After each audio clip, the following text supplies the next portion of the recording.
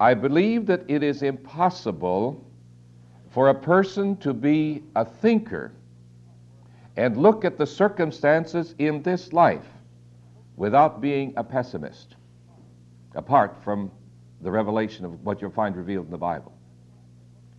If you have your eyes open and look around you and see what is going on in the world, and don't just slough it off, but stop and think of it and consider it and look into it, you've got to be a pessimist.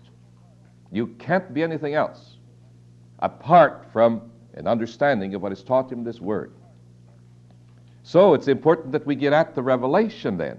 If viewing experiences apart from revelation is bound to bring a misunderstanding of God, we don't want to misunderstand God.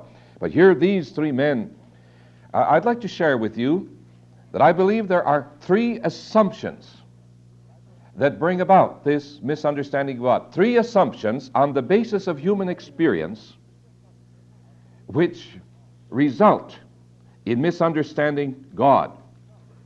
The first assumption that comes out, particularly in connection with what Job has to say in these various discourses of his, tragedy is assumed to indicate the opposition of God. Tragedy is assumed to indicate the opposition of God. That is, and you just check it if you don't experience this in your own life, in your own thinking.